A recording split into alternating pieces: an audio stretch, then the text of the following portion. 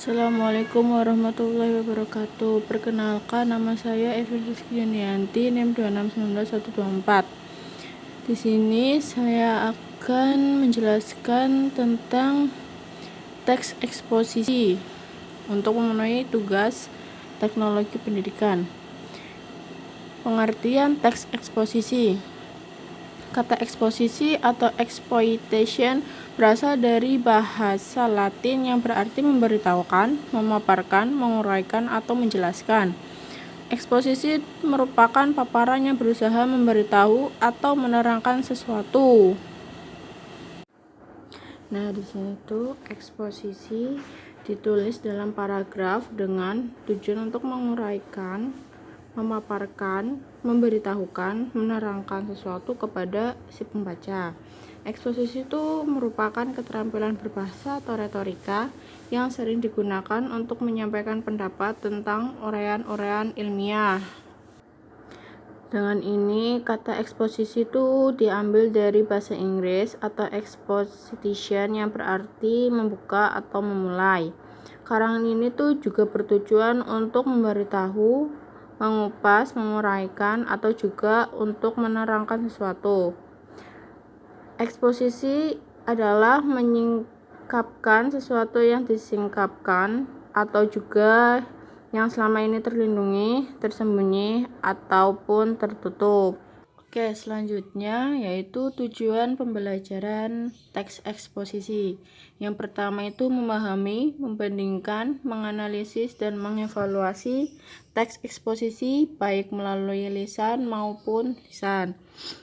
Yang kedua, menginterpretasi, memproduksi, menyunting, mengabstraksi, dan mengonversi teks eksposisi baik melalui lisan maupun tulisan.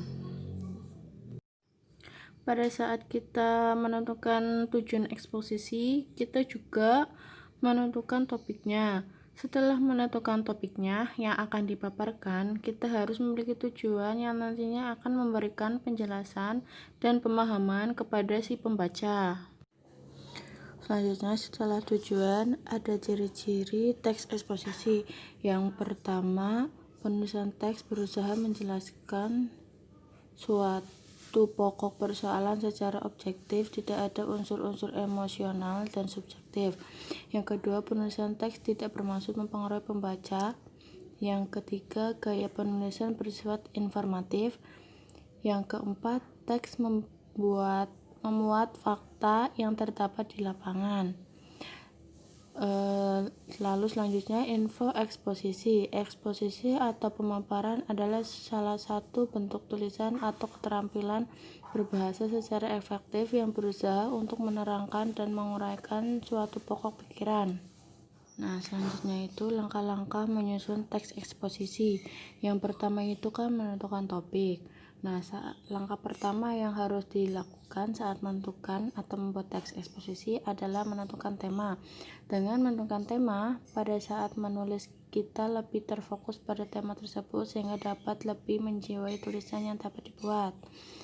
Adapun sifat topik-topik yang dikembangkan dalam teks eksposisi yaitu menentukan tujuan eksposisi. Setelah menentukan topik yang akan dipaparkan, kita harus memiliki tujuan yang nantinya akan memberikan penjelasan dan pemahaman kepada si pembaca. Terus membuat kerangka karangan. Sebelum pembuatan karangan eksposisi, terlebih dahulu membuat kerangkanya secara lengkap dan sistematis.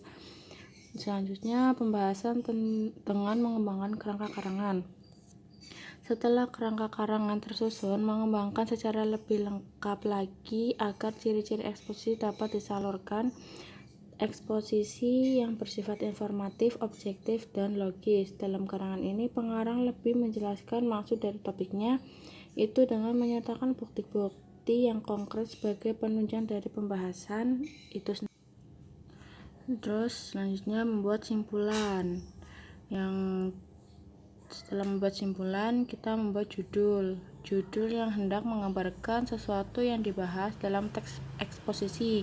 Judul hendaklah ditulis dengan kata-kata yang singkat.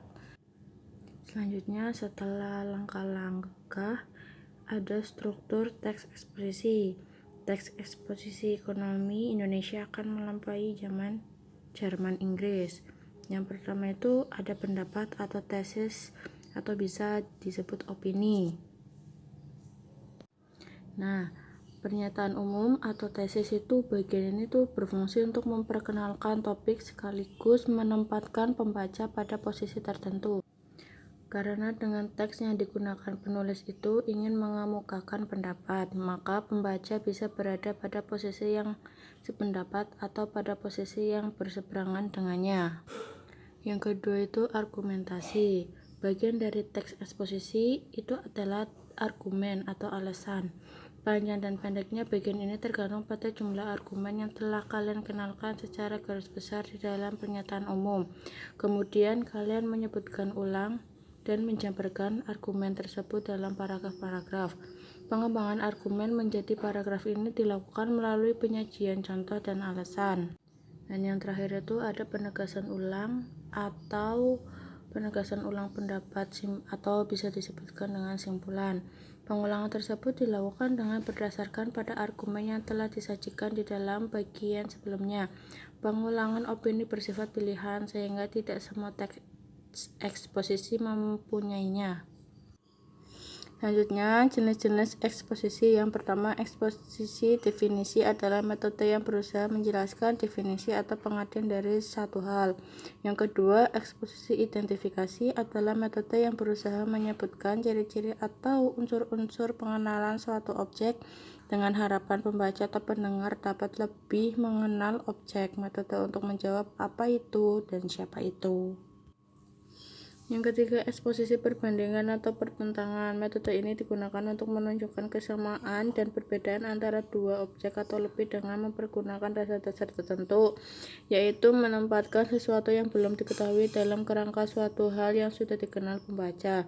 Yang keempat, eksposisi ilustrasi. Metode ini digunakan untuk memberikan gambaran atau penjelasan yang khusus dan konkret terhadap suatu prinsip yang bersifat umum. Penulis akan menjelaskan suatu hal secara jelas. Dengan demikian, pembaca tidak akan bingung dalam memahami hal yang disampaikan. Menurut Goris Keraf, jenis eksposisi ilustrasi dapat disajikan secara deskriptif dan naratif.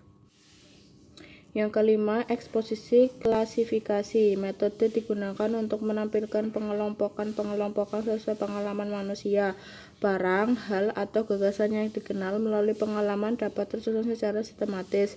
Metode ini untuk menempatkan hal atau benda dalam satu kelompok sehingga dapat diketahui hubungan antar hal atau antar benda dalam kelompok tersebut.